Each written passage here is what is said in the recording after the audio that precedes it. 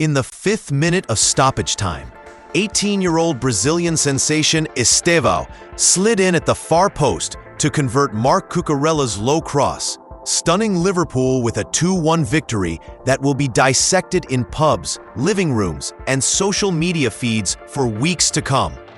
This wasn't just a win. It was a statement, a resurrection, and potentially a season-defining moment for both clubs.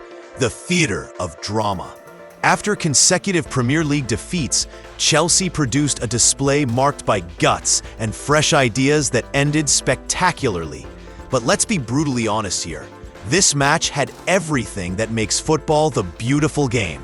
World-class goals, defensive chaos, controversial VAR decisions, and an ending so theatrical that Madonna, watching from the stands, got her money's worth. The scenes at full time were pandemonium.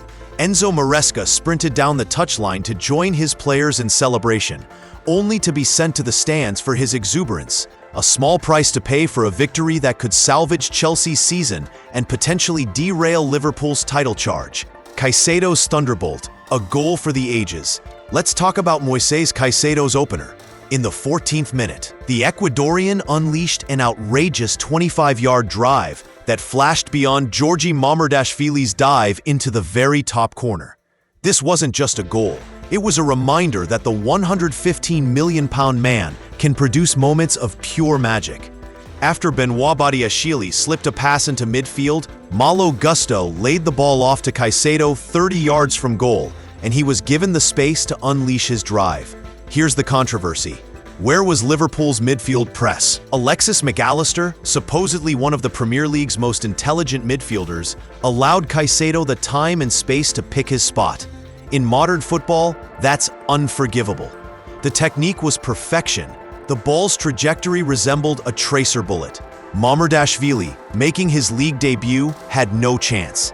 This is the Caicedo Chelsea fans were promised when he arrived from Brighton, and it's about damn time he delivered consistently. The VAR debate. Penalty or simulation?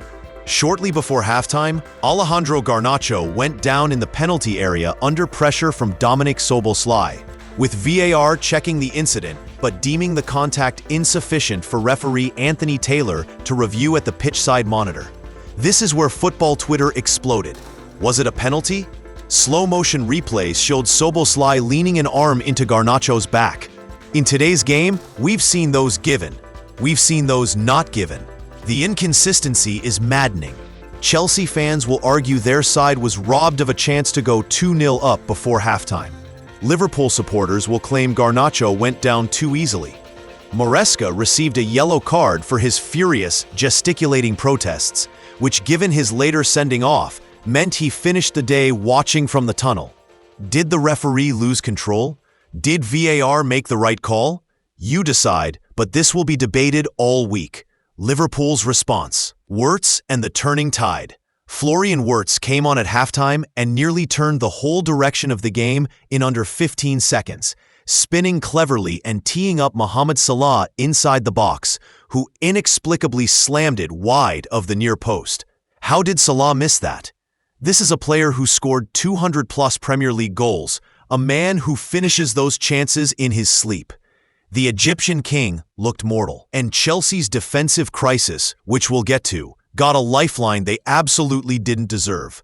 Cody Gakpo leveled just after the hour mark when a cross into the Chelsea box was brought down by Alexander Isak, falling perfectly for Gakpo to power a shot beyond Robert Sanchez. Gakpo darted off the shoulder of the dozing Gusto to slam home, and suddenly, momentum had completely shifted. Chelsea's defensive horror show. Here's where things got absolutely absurd.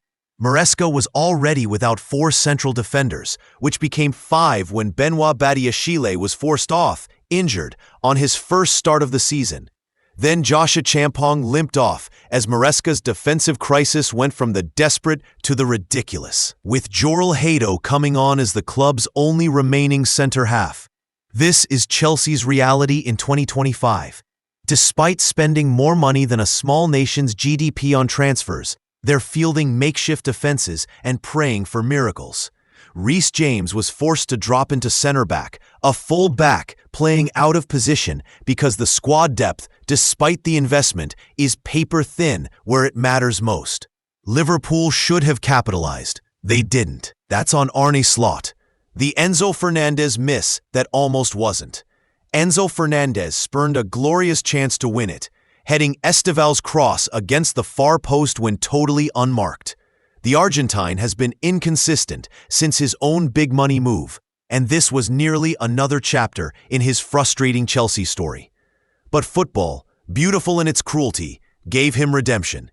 In stoppage time, Fernández slipped a pass behind the Liverpool defense for Cucurella, who whipped the ball across the 6-yard box for Estava's winner. Estava, the present and future. At just 18, Estava scored his first Chelsea goal, and what a goal, what a moment, what a player. This is why Chelsea spent big to bring him from Palmeiras. This is the type of fearlessness that wins matches. The Brazilian had to stretch but was able to get a clean connection on the ball and guide it beyond Mamardashvili.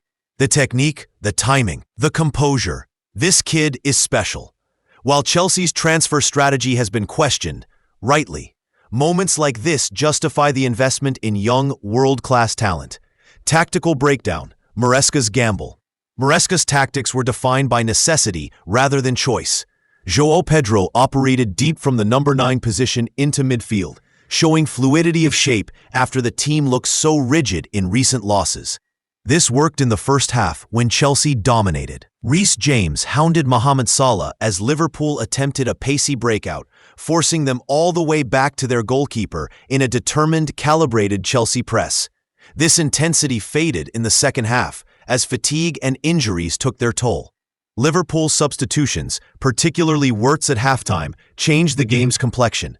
But Slot's conservative approach in the final 20 minutes, when Chelsea were visibly vulnerable, will be questioned. Why not go for the jugular? Historical context: Chelsea versus Liverpool. This fixture has always delivered drama. From Louis Garcia's ghost goal in 2005, to Steven Gerrard's slip in 2014, to this latest chapter. Chelsea and Liverpool seem incapable of producing boring matches. This was Liverpool's third consecutive defeat in all competitions, a shocking run for the defending champions. Chelsea, meanwhile, needed this desperately after back-to-back losses threatened to derail their season before autumn even arrived. What this means for the season. For Chelsea, this win doesn't solve their defensive injury crisis or their inconsistency, but it provides belief. Can they build momentum, or was this another false dawn? The international break comes at a good time to regroup, but Nottingham Forest away awaits afterward. No easy task. For Liverpool, 3 straight defeats is alarming. The title race isn't over in October, but Slot needs answers quickly. How did they fail to capitalize on Chelsea's defensive chaos? Why couldn't they maintain control after Gakpo's equalizer? And that Salah miss. Will that haunt them come May? The talking points. 1. Was it a penalty on Garnacho? The contact was there, but was it enough? 2. Salah's miss. How does a world-class forward fluff that chance? 3. Chelsea's defensive crisis. Can they sustain any challenge with this injury list? 4. Estava's emergence. Is this the breakout moment for football's next superstar? 5. Liverpool's 3-game lose-'em streak. Are we witnessing a title defense collapse? 6. Moresca's celebration. Excessive passion or justified emotion? Final verdict. This match was pure, unfiltered football chaos, the kind that reminds us why we're addicted to this sport. Chelsea won with guts, luck, and a moment of brilliance from a teenager. Liverpool lost despite territorial dominance and will rue missed chances. The season is young, but memories like Estava's 95th-minute winner last forever. Sometimes football isn't about tactics or statistics. It's about magic, drama, and stories that transcend the 90 minutes. What's your take? Was this Chelsea's turning point or Liverpool's wake-up call? Let the debate begin.